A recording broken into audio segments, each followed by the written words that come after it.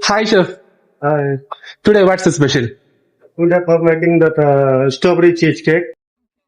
Biscuit പൗഡറിലോട്ട് നമുക്ക് butter add ചെയ്യാം.